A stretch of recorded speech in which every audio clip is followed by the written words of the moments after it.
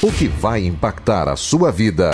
Agora, no Café com Política. E hoje no Café com Política, nosso convidado é o secretário do Trabalho e Geração de Renda de Contagem, Fredinho Carneiro, que é também presidente do PSDB na cidade. Secretário, bom dia, bem-vindo aqui ao Café com Política, Super Notícia FM. Bom dia, Rodrigo, bom dia, Renata. Bom dia, secretário. É uma satisfação estar aqui na Rádio Super, eu que sou assinante do Jornal Super e o Tempo já há bastante tempo, e também ouvinte da rádio, principalmente do Café com Prosa, Café com Política, que todas as manhãs eu acompanho aí, né, às vezes quando eu estou transitando de uma secretaria para outra ou indo para a prefeitura. Estamos sempre ouvindo vocês aí. Muito obrigado pelo prestígio, secretário. Bom, eu queria começar essa entrevista falando com o senhor, secretário, de um assunto que tem mais cunho nacional. O senhor é secretário de Trabalho e Geração de Renda de Contagem. A gente está vivendo aí os primeiros 20 dias da reforma trabalhista, né? Entrou em vigor no dia 11 de novembro, com algumas alterações aí que mudaram muito as relações de trabalho e mudaram também a vida do trabalhador. Enquanto secretário do Trabalho e Geração de Renda de Contagem, já deu para perceber alguma mudança no mercado, já deu para perceber alguma mudança na empresa e mudança até mesmo na mentalidade do trabalhador nesses primeiros 20 dias? Olha, Rodrigo, nós de 3 meses para cá estamos tendo saldos positivos no que diz respeito à entrada de seguro-desemprego e de entrada de trabalhadores ao mercado de trabalho. O que eu posso dizer como advogado, né, eu que não sou da área trabalhista, mas, né, estou numa pasta que diz respeito ao trabalho aqui na cidade, é que o que se tem a impressão é que os empregadores estão satisfeitos, né, com as mudanças, com as modificações, e isso tende a aquecer o mercado, tende a gerar mais oportunidades no mercado de trabalho. Eu não vejo, né, que o reclamante era sempre o vitorioso, era sempre quem saía satisfeito do processo, porque eu já vi muitos casos, né, de reclamantes saírem insatisfeitos e as reformas talvez tenham o intuito de balancear, de equilibrar um pouco o que pensa o empregador. Meu pai é advogado na área trabalhista e ele realmente está um pouco assustado assim, né, com os primeiros movimentos assim do judiciário, dos juízes na área trabalhista. Está muito vistoso que os reclamantes estão com a visão de que os empregadores se fortaleceram e, naturalmente, né, essa sendo a visão do empregador, é natural que o mercado de trabalho se aqueça, até porque o empregador tem mais confiança em abrir a empresa, em ampliar as vagas de trabalho na sua empresa. Na sua opinião, secretário, a reforma ela veio atendendo aquilo que se precisava ou, por exemplo, como reclamam aí as entidades ligadas aos trabalhadores, os sindicatos, por exemplo, faltou diálogo, faltou conversar mais com o trabalhador antes de fazer essas reformas? Olha, a gente que escolhe estar na vida pública, em alguns momentos, eu falei isso agora há pouco no café da manhã com idosos, esse foi um ano político de muito embate, a gente tem que ter coragem para fazer as modificações que o país, que o Estado e o nosso município precisa. E, né, sem querer ser estadista, né, chega um ponto que o parlamentar, chega um ponto que o executivo, ele tem que aplicar aquilo que interessa, né, grande parte da cidade e pensar no futuro da cidade. Eu acho que essas reformas, né, faltaram sim diálogo. Eu acho que, né, foram feitas um pouco com pressa, num momento que o país atravessa uma grande crise política e econômica, mas é extremamente necessária. Eu acho que nós avançamos tanto na reforma trabalhista, considerando que os sindicatos e aqueles, né, que representam os trabalhadores vão ter quedas em suas, né, aquisições, nas suas contribuições consideráveis, que eu acho também que deveria, que tinha que ser revisto, mas também acho importante que eles estejam com os seus sindicatos, com as suas federações, com as suas confederações vivas e bem articuladas, porque também o trabalhador necessita dessa representatividade. Agora, nós devemos fazer algo, né, que seja bom para um todo. A gente não pode ficar aqui priorizando um ou outro segmento em detrimento das demais pessoas que também contribuem com o país, que também são necessárias para o grande desenvolvimento, né, do país. E, secretário, a gente, quando fala aí da reforma trabalhista, pensa também em uma outra reforma que está para ser votada a qualquer momento no governo federal. O governo, inclusive, tem se esforçado, estava até tentando manter o partido do senhor, PSDB, na base, que é a reforma da Previdência. O governo precisa de 308 votos na Câmara para fazer, e o PSDB, inclusive, poderia e poderá ainda ser um fiel nessa balança, dada a bancada que o partido tem principalmente. E é uma reforma, a da Previdência, que mexe muito também na vida do trabalhador, tanto quanto ou talvez até mais do que a reforma trabalhista. Qual que é o posicionamento do senhor diante dessas propostas do governo, por exemplo, da idade mínima para a aposentadoria de 65 anos, de uma série de quebra de direitos até ou de possibilidades que o trabalhador tinha anteriormente? Olha, Rodrigo, meu partido tem divergências políticas, né? Nós estamos num momento de tentar unificar o partido, é um momento que a gente tenta buscar a convergência, todos para encontrarmos um bom candidato, né, para a presidência da República, para o Estado, mas nós não fugiremos da responsabilidade que são as reformas, né? Tanto a trabalhista como a política, que é tão necessária, e a reforma previdenciária.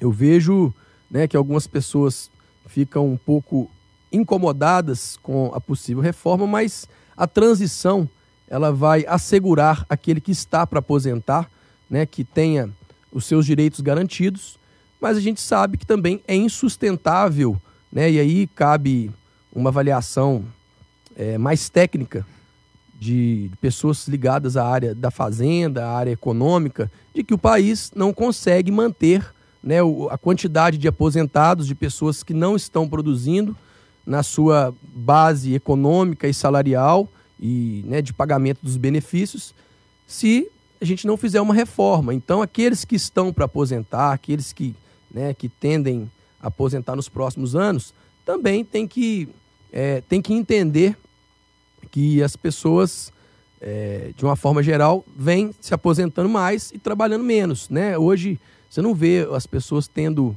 mais do que 2, 3 filhos. Antigamente, eram muitas pessoas produzindo. Então, isso naturalmente causa um desequilíbrio, e o meu partido certamente tem pessoas muito qualificadas, tem juízo e não fugirá à sua responsabilidade, ainda que seja um tema muito impopular, um tema polêmico.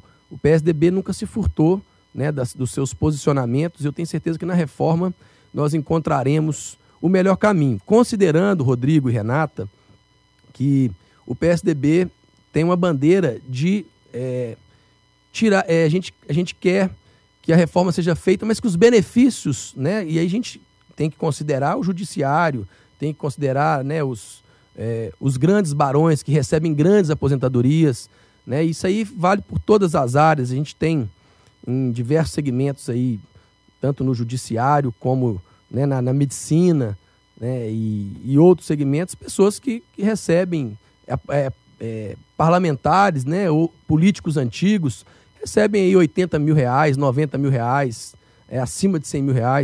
Isso não cabe mais, né, na realidade hoje do nosso país. É até difícil explicar para a população. Né? E é inconstitucional. A gente esbarra aí em alguns salários que a gente...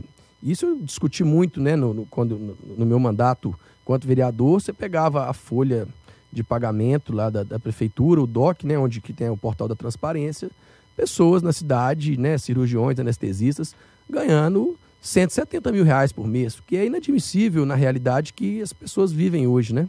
Secretário, antes da gente falar especificamente das questões de contagem também, eu queria tocar em mais um tópico com o senhor, do assunto das reformas ainda, que é a reforma política. O senhor, em 2016, teve 4.500 votos em contagem, foi, se não me engano, o 6º candidato a vereador mais votado da cidade, mas ficou de fora da Câmara por uma questão de legenda. O PSDB não conseguiu formar legenda o suficiente, fazer o quociente eleitoral para que o senhor se elegesse vereador. O senhor teve 4.500 votos e houve vereador, por exemplo, que entrou ali com 2.700 votos na Câmara Municipal. E aí, na semana passada, o Senado aprovou o voto distrital misto, com essa perspectiva para que se entre em vigor aí ao longo dos próximos anos, talvez. O senhor é a favor dessa reforma política e principalmente dessa questão do voto distrital misto, que de alguma maneira equilibra essa questão da formação de legenda, mas também não tira dos candidatos mais votados a perspectiva da eleição propriamente dita? Sim, sou a favor. Eu já disputei 3 eleições e as 3 eleições eu estava entre os 21 mais votados para estar compondo a Câmara, né? Em 2012 fui eleito. Na minha reeleição agora, o caso mais notável, eu tive uma votação muito expressiva, né? Nós elegemos o atual prefeito da cidade, que é do nosso partido, e infelizmente o PSDB, né, a chapa, nós éramos opositor ao último prefeito e não conseguimos montar a chapa para atingir a legenda para estar na Câmara, faltou 500 e poucos votos. Então essa reforma, a população quer os mais votados, né? Que é aqueles que atingem uma votação maior, que estejam os representando. E a classe política, naturalmente, aqueles partidos menores que conseguem ter a sua representatividade através, né, da estratégia de montar, de fazer um apanhado de pessoas e disputar a eleição ali atingindo o coeficiente eleitoral. É o intuito de manter esse formato ultrapassado que a gente tem hoje. Então, acho que o distrital misto atende tanto a classe política, os partidos menores, como a população também que vai acabar com esse sentimento de injustiça que existe. As pessoas talvez já existem casos, né, diversos casos, que os mais votados da cidade não estão representando a população. Isso, naturalmente, causa uma revolta muito grande e as pessoas não compreendem bem a lei, né? A não ser a pessoa que sentou no banco de faculdade para estudar direito constitucional, que parou ali para entender a equação. Realmente é uma revolta muito grande e eu concordo muito com esse novo formato aí. No começo da entrevista, secretário, o senhor falou a respeito dos índices de emprego que já estão começando a melhorar. De que de 3 meses para cá, o senhor já notou que há um saldo positivo no mercado de trabalho, né, em relação aos pedidos de seguro-desemprego e aos contratos que estão sendo efetuados, novos contratos de trabalho. Em Contagem, o senhor se refere à Contagem ou o senhor se refere ao país, ao estado como um todo? Não, eu me refiro à Contagem. Tem várias formas, né, de avaliar essas estatísticas. Eu queria colocar aqui 2, que no saldo positivo, aqueles que entram no mercado de trabalho e aqueles que são demitidos. Se a gente colocar de janeiro até novembro, Contagem está com saldo positivo de 1.200, né, na pontuação. Então nós temos mais pessoas que ingressaram no mercado de trabalho do que pessoas que foram demitidas. A gente faz essa medida pelo agendamento do seguro-desemprego, né? Se você consultar o site do Ministério do Trabalho este mês, vai ver que Contagem é a cidade mineira que mais gerou emprego no último mês. Nós temos aí cerca de 2.380 e alguma coisa, né, postos de trabalho ingressados. Só através do Cine, através da captação e da gestão nossa, nós temos aí algo próximo de 700 cargos de trabalho que foram encaminhados por nós. Normalmente, Rodrigo e Renata, a gente encaminha para cada vaga que o empregador disponibiliza 3 pretendentes. E aí a gente mede isso aí com a devolução de uma carta dizendo que, né, foi aceito algum dos que nós encaminhamos e a negativa dos outros 2.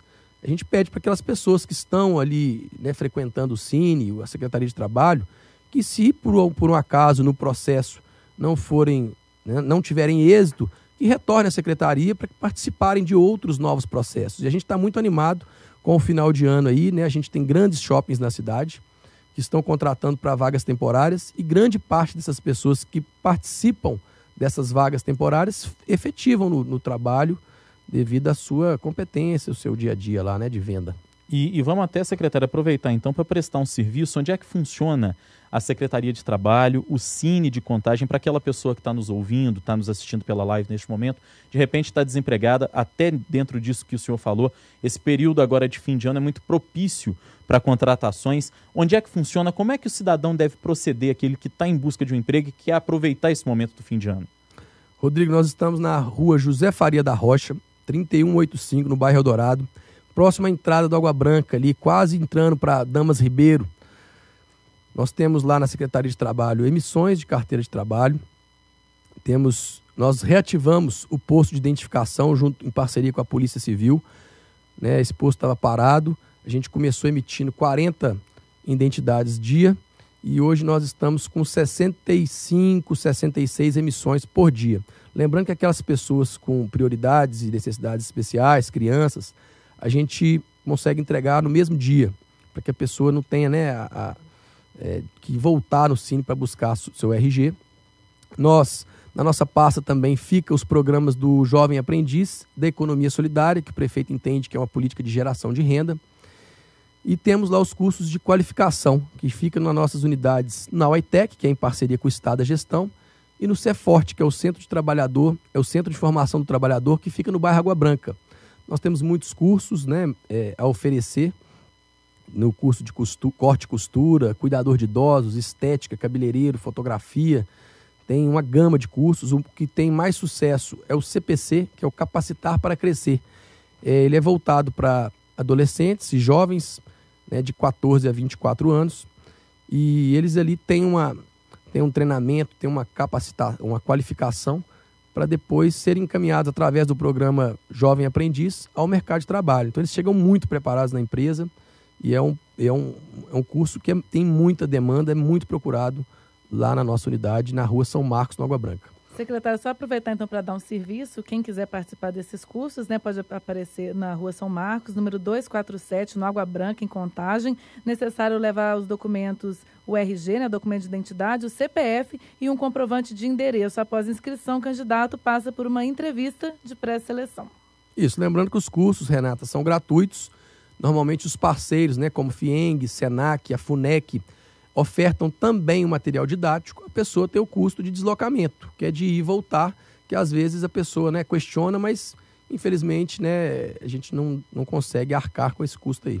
Pois é, secretário, a gente está caminhando já para o fim da entrevista. Queria fazer uma última pergunta para o senhor, que é em relação à inovação no mercado de trabalho, né? Ontem a gente fez uma entrevista aqui sobre um fórum de startups que vai ocorrer agora no fim de semana em Betim. A gente já trouxe o secretário de Desenvolvimento Econômico de Minas, o Miguel Correia Júnior, que falou muito a respeito da questão das startups também, que é uma aposta para o futuro que está se fazendo, né? E o senhor, enquanto secretário de Trabalho, Geração de Renda, uma área que está diretamente ligada às novas relações de trabalho, ao empreendedorismo. Como é que o senhor avalia e o senhor já percebe essa necessidade em Contagem, que sempre foi uma cidade voltada para a área industrial e, claro, por ser uma cidade industrial voltada para a área da inovação? Olha, Rodrigo, legal que aqui a entrevista a gente não ensaiou nada e você falou da área que eu gosto, da área que eu me empenho e que a gente tem se desdobrado para trazer para a Secretaria de Trabalho. Eu estive no mês passado, junto com 5 deputados federais, numa missão. Eles estavam, através da Comissão de Educação, me convidaram para participar, representando a Prefeitura de Contagem, no Vale Silício. Então, nós tivemos a oportunidade de, lá na Califórnia, em São Francisco, visitar o Facebook, a Google, a Universidade Stanford.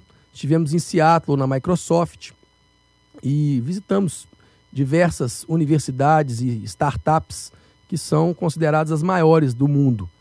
E realmente é um grande desafio a gente fazer a convergência, né, do serviço público junto com a tecnologia. As pessoas hoje estão plugadas em smartphones, né, diariamente. Contagem é uma cidade que há 60 anos vem de um caráter mais industrial, com aquelas fábricas grandiosas ali no 5 e, né, em toda a cidade. Mas, né, considerando que a gente tem um prefeito jovem, eficiente, que também, né, é ligado à tecnologia, nós estamos fazendo aí aproximação com a Google. A gente já tem uma parceria com a Microsoft nas escolas integrais e outras escolas, uma experiência muito legal que vai começar no ano que vem. E a gente está aproximando da Google, na Secretaria de Trabalho, para buscar qualificar, né, os jovens e adultos aqui da cidade, para que eles estejam capacitados de contribuir com o mercado de trabalho de forma qualificada, e a Google oferece algumas plataformas à distância. E a gente tem buscado aí atrair as startups aqui para a cidade, Eu tive na Floresta aí numa reunião com 6 startups na última semana para tentar fazer esse link aí junto com a Secretaria de Trabalho, curso de qualificação e junto com a Secretaria de Desenvolvimento Econômico. A gente já tem uma comissão que chama Cogitec, é uma comissão que trata da atração e a gente criar um centro voltado para startups aqui em Contagem, atendendo aí a tecnologia e o avanço que a gente vem vivendo aí dia a dia. Secretário de Trabalho e Geração de Renda de Contagem, Fredinho Carneiro, foi nosso entrevistado hoje aqui no Café com Política. Muito obrigado pela visita, pela entrevista, foi um prazer recebê-lo. Eu que agradeço, Rodrigo e Renata e toda a equipe aqui da Rádio Super. Tudo de bom, uma boa quinta para todos.